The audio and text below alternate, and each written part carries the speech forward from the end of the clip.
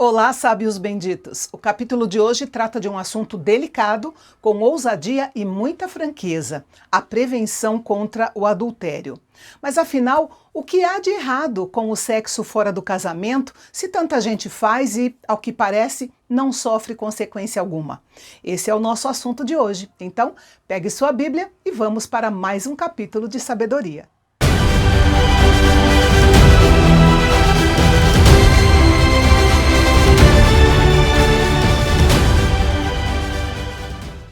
Quando as pessoas casadas honram e respeitam o sexo conforme as instruções de Deus em sua palavra, elas podem experimentar um relacionamento cada vez mais prazeroso à medida que sua intimidade se desenvolve. Porém, quando as pessoas quebram essas regras, o resultado é exatamente o oposto. Sofrem decepções e desilusões e precisam buscar doses cada vez mais altas de aventura sexual a fim de obter o nível imaginário de prazer que desejam. Neste capítulo, o mestre explica ao seu discípulo as decepções que ocorrem quando as pessoas transgridem as leis de Deus que, em seu amor, dele determinou para a pureza sexual. A mulher adúltera ou a mulher imoral já foi mencionada no capítulo 2 e voltará a ser mencionada várias vezes ao longo do livro de Provérbios. A referência aqui é a outra mulher, isto é, aquela com a qual o homem não é ligado pelo casamento e, portanto, com a qual ele não pode ter qualquer tipo de envolvimento sexual. A voz e os argumentos da mulher imoral são doces como mel e agradáveis como o azeite. Essa é uma frase poética e poderosa, representando as tentações da imoralidade. Isso porque os primeiros passos para as ações imorais são quase sempre dados através de conversas. Isso demonstra a grande necessidade de homens e mulheres tomarem cuidado com o modo como se expressam e se comunicam com o sexo oposto. Depois de envolvido no pecado, a doçura e o fascínio da mulher imoral tornam-se amargos e venenosos, e o seu prazer torna-se afiado como uma espada de dois gumes. É uma mudança radical do caminho da vida para a estrada da morte. O homem sábio certamente não se deixará levar por essa armadilha. O mestre não aconselhou seu discípulo a ficar diante da mulher imoral e testar sua capacidade de resistir às seduções dela. Ao contrário, a melhor defesa era a distância, ou seja, nem chegar perto da porta da casa dela. Quanto mais tempo alguém permanece diante de uma tentação, maior se torna o perigo. No nosso contexto atual, esse afastamento não deve ser apenas da presença. Ele deve afastar também do coração e da mente. Deve deixar de lado a pornografia e as tentações comuns da vida moderna e trabalhar para ter uma mentalidade sadia, levando todo o pensamento cativo à obediência de Cristo. Nos versículos 9 a 14, o mestre descreve muitas coisas que são perdidas através da imoralidade sexual. A desobediência às leis de Deus sempre traz consequências tristes e a perda da honra encabeça a lista, como consequência pelos breves momentos de prazer. A vida de quem vive nessa prática acaba sendo totalmente arruinada.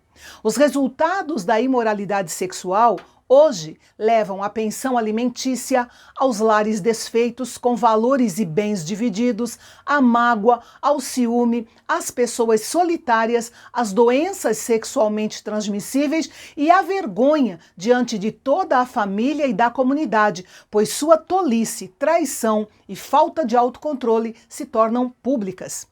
E então, só resta à pessoa lamentar arrependida. O sentimento mencionado aqui é aquele gemido que vem do fundo da alma, quando ela se dá conta de que as promessas do pecado eram falsas e o preço é muito alto, a tristeza profunda e o arrependimento são uma resposta lógica. Muitos homens e mulheres caídos no laço da imoralidade sexual acabam se perguntando: como é que eu vim parar aqui? Como pude ser tão inconsequente? Como eu pude desistir de tanto por algo que era tão pouco? O mestre lembrou ao seu aprendiz que Deus havia provido uma esposa para ele satisfazer as suas necessidades sexuais. Ele compara desfrutar o amor dentro do casamento com beber água pura de um poço novo, enquanto o adultério é como beber água contaminada de uma vala ou de um bueiro. O propósito de Deus para o sexo não é apenas o prazer, mas sim sexo com significado. Isso significa um casamento sólido, onde a bênção flui nas pessoas e nas influências de uma verdadeira família. O mundo, a carne e o diabo fazem um trabalho magistral ao prometer à humanidade a mentira do sexo focado apenas no prazer, mas Deus promete sexo com significado. Deus quis que o sexo fosse desfrutado e celebrado na privacidade do casamento e não na esfera pública ou mesmo comercial. Ele não colocou esse muro em volta do sexo para roubar o prazer, mas para aumentar o prazer e proteger o casamento e a família. Cometer um pecado sexual é despejar água pura pelas ruas e praças públicas, um verdadeiro desperdício. O pastor Warren Wiersbe disse que o adúltero vê o rio virar esgoto, mas o marido fiel vê a água virar vinho. A ênfase neste parágrafo está no singular. Isto significa uma mulher para um homem. A ênfase está em um casamento fortemente monogâmico. O mestre deixa claro que não faz sentido seu discípulo cair na armadilha da mulher imoral, nem mesmo em um abraço dela. Os versículos 21 a 23 trazem um lembrete importante para qualquer homem que lida com esse tipo de tentação. Seus caminhos ou seus atos estão diante dos olhos do Senhor. Aqui, como em toda parte, a sabedoria consiste em reconhecer que a vida humana está sempre sob a observação e dentro do governo do Senhor. Daí o cuidado e a compaixão de Deus em deixar suas instruções para que a nossa conduta e expressão sexual sejam regradas.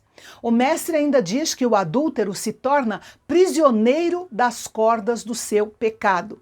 A maioria das pessoas que seguem prazeres ilícitos pensam que podem abandoná-los quando quiserem, mas o pecado repetido se torna um hábito. O hábito assume a forma de necessidade e a pessoa se torna prisioneira das cordas do seu pecado quando essa necessidade a leva cativa para se submeter à vontade de Satanás. Como consequência, ela será levada à ruína e à morte. E aqui se refere não apenas à possibilidade da morte física prematura, mas também à morte eterna, ou seja, à separação eterna de Deus.